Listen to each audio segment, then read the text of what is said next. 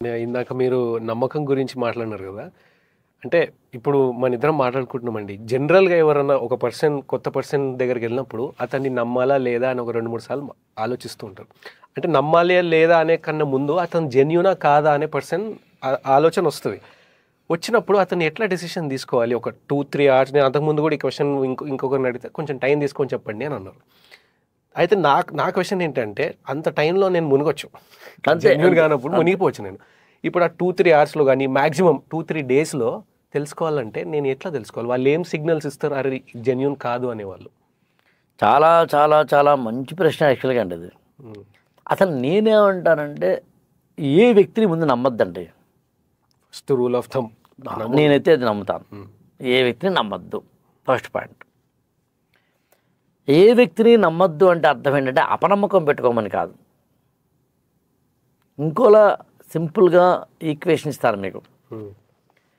ఒక వ్యక్తి ఆ వ్యక్తితోటి మనం చేసే జర్నీ లేదా ఆ వ్యక్తితోటి మనం వెళ్ళే విధానం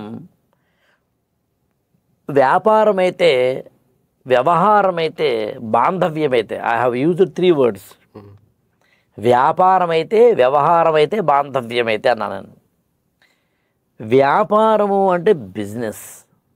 నువ్వు బిజినెస్ చేస్తున్నప్పుడు ఎప్పటికైనా పార్ట్నర్ మోసగిస్తాడు. డిసైడ్ అవ్వు. సో మోసగించడానికి ఎన్ని అవకాశాలు ఉన్నాయి రూల్ అవుట్ చేసుకుంటురా. మోసగించడానికి ఎన్ని అవకాశాలు ఉన్నాయి, మోసపోవడానికి ఎన్ని అవకాశాలు ఉన్నాయి రాసుకో. అప్పుడు మోసగించబడ్డానికి మోసపోవడానికి మధ్యలో ఉన్న ఒక లైన్ గీసుకో. దాన్ని ఏమో రూల్స్గా పేపర్ మీద పెట్టు. లాయర్ గారిని పిలిచి సంతకాలు పెట్టించుకో. కేల్కతం దుకాణం బంద్. ఇప్పుడు ఏ బిజినెస్ అయినా ఇలా జరుగుతుంది కావాలన్నా చూడండి. ఇద్దరు బాగా డియరెస్ట్ క్లోజ్ ఫ్రెండ్స్ కూడా రిటర్న్గా రాసేటప్పుడు లాయర్ గారు ఎలా రాస్తారండి? మోసం అయితే ఏంటి, మోసగిస్తే ఏంటి, ఇఫ్ బట్టు అవి రాసుకుంటూ వెళ్తారు కదండి. ఎన్ని రకాలుగా ఆలోచిస్తారండి లాయర్లు.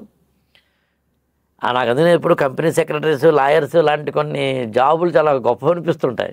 అంటే ఏ జాబ్ అయినా గొప్పదనుకోండి, వాళ్ళు ఊహించాలి కదండి. మనందరం ఏం చేస్తున్నాం, మనిద్దరం చాలా హాయిగా స్వీట్లు పంచుకొని శాలువాలు కప్పుకొని అన్నా ఇవాళ నుంచి మనం బిజినెస్ స్టార్ట్ చేస్తున్నాం మనిద్దరం. కానీ లాయర్ గారికి ఇచ్చే అగ్రిమెంట్ రాయండి సరే ఏమంటాడంటే ఆయన వీరిద్దరు చాలా మంచివారు, ఇంత మంచివారు కాబట్టి, జెన్యూన్ పీపుల్ కాబట్టి వీరి మధ్యన గొడవలు రావు కాబట్టి ఏదో సంతకాలు పెడితే సరిపోతుంది అంటలేదు ఆయన కొన్ని వందలు ఆలోచిస్తాడు. ఈడు కనుక మోసం చేస్తే ఏంటి, ఆడు కనుక మోసం చేస్తే ఏంటి, ఇంతే కదా. అగ్రిమెంట్ ఏదైనా చూడండి, రెంటల్ అగ్రిమెంట్ చూడండి సార్. రెంటల్ అగ్రిమెంట్లోనే ఉంటుంది, నువ్వు కనుక 1 year కనుక తక్కువైతే మీ జాబ్ అగ్రిమెంట్లో ఏముంటుందండి, 2 నెలల నోటీస్ పీరియడ్ ఇవ్వాలి. ఇవ్వకపోతే కనుక అంటే ఇవ్వకపోతే అంటే నేను నన్ను నమ్మండి సార్ అంటలే కదా. ఇక్కడ ఎవడెవడు నమ్మడు సార్, పైకి చెప్తారంతే. బిజినెస్లో ఫస్ట్ ఈ రూల్స్ రాసుకో. అది వ్యాపారం. ఇంకా వ్యవహారం అంటే ఏంటంటే it is not economical or financially or monetarily కలిసి ఉన్నది కాదు. ఎగ్జాక్ట్లీ. వ్యవహారం అంటే దేనికి వస్తుందంటే ఉదాహరణకి మీరు యుఎస్ వెళ్ళాలి, అక్కడ ఒక ఫ్రెండో తెలిసిన ఆయన రండి సార్ మన ఇంట్లో ఉన్నాడు సార్ అన్నారు మిమ్మల్ని. అది వ్యవహారానికి సంబంధించింది. నేనేది ఏమంటానంటే రండి సార్ అన్నాడు కానీ మనం దిగిన తర్వాత షికాగోలో ఆయనకి చికాకు వచ్చి ఫోన్ లిఫ్ట్ చేయకపోవచ్చేమో అనుకున్నాడు గొప్పవాడు అంటాను నేను. ఆయన రెడ్ కార్పెట్ పరుస్తాడు, రెచ్చిపోయి మనని ఎందుకు అనుకోవాలి. ఆయన రాకపోవచ్చు, ఆయన సిద్ధంగా ఉండు.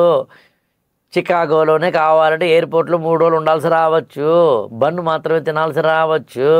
డిసైడ్ అవ్వు. ఎంత హాయిగా ఉందో చూడండి. దీన్నే మన పెద్దవాళ్ళు కీడు ఎంచి మేలు ఎంచు అన్నారు. సో అందుకని వ్యవహారాల దగ్గర కూడా అది పెద్ద అమెరికాయే కాదు.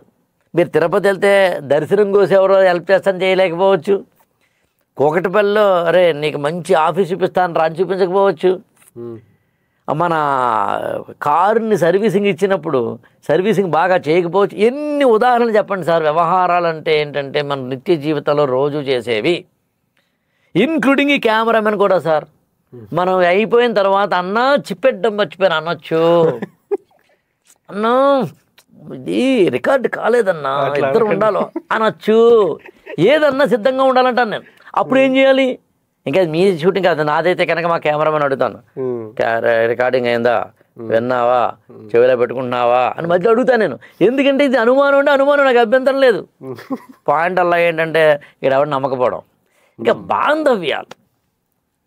బాంధవ్యాలను నాకు తెలిసి నమ్మకం పెట్టుకోకుండా బతకలేని బాంధవ్యాలు బూడే ఉంటాయని, ఇంకేం లేవు. పిల్లలకి అమ్మ నాన్నతోటి, దంపతులకి మొగుడు పిల్లలకి, పిల్లల మీద పేరెంట్స్కి అండి. ఇక్కడ మాత్రం గుడ్డి నమ్మకాలు తప్ప పీకేదేం లేదు. అంతే, నమ్మాలితే. ఇంకా ఇంతగానే చెప్పకూడదు. నేను బయటకు వచ్చిన తర్వాత పెళ్ళం ఏం చేస్తోంది అని అనుమానం పెట్టుకుంటే అందుకనే నమ్మిన చోట ద్రోహం చేయకూడదు అనేదాన్నే అతిపెద్ద గొప్ప నైతిక విలువగా చెప్పారు. అవతల వ్యక్తి నమ్మితే మోసం చేయొద్దు, నమ్మక ద్రోహం వల్ల నీకు ఏదో రౌరవాది నరకాలు వస్తాయి, పాపం వస్తుంది అని చెప్పడానికి కారణం అదే. బ్రీచ్ ఆఫ్ అగ్రిమెంట్ కానీ బ్రీచ్ ఆఫ్ ట్రస్ట్ కానీ చేస్తే అప్పుడు పెద్ద శిక్ష అవుతుంది అని చెప్పింది లా. అప్పట్లో పురాణమైనా ఇప్పట్లో భారత రాజ్యాంగమైనా ఎండ్ పాయింట్ మనిషిని కొన్ని నైతిక విలువల పట్ల జాగ్రత్తగా ఉండమని చెప్పింది. అందునే నమ్మి సార్ మోసం చేశాడు సార్ అనేది ఎక్కువ పెయిన్ ఉంటుంది నమ్మకండి. ఆ మామూలు వాడికన్నా. మామూలుగా ఎవడో వచ్చాడు అనుకోకుండా ఏదో సంతకం పెట్టమన్నాడు అని తెలిసి పెట్టేశారు, అది వేరే. మీ పక్కనే ఉండి 30 రోజులుగా 30 ఏళ్ళుగా ఉండే అన్నాను, లేకపోతే అన్నవాడు రాత్రి మోసం చేస్తే తట్టుకోలేకపోతే కారణం ఏంటి, అది పెద్ద నేరంగా ఎందుకు చూస్తామంటే నమ్మాము సార్ అని. అది నేనే ఉంటాను నమ్మకం అసలు. అందుని మొత్తం దాంట్లో మీరు గమనించే ఉంటారండి, వ్యాపారం దగ్గర లాయర్ గారిని నమ్మండి, వ్యవహారం దగ్గర ఎవరిని నమ్మకండి, పరిస్థితులే నమ్మండి. Situations are the very volatile అంటాను నేను. మనిషి ఇప్పుడు కూడా పరిస్థితిని బట్టి మారుతాడండి. అండ్ నమ్మక తప్పంది ఇందని చెప్పిన 3 అక్కడ తప్పదు, వేరే పదం లేదు.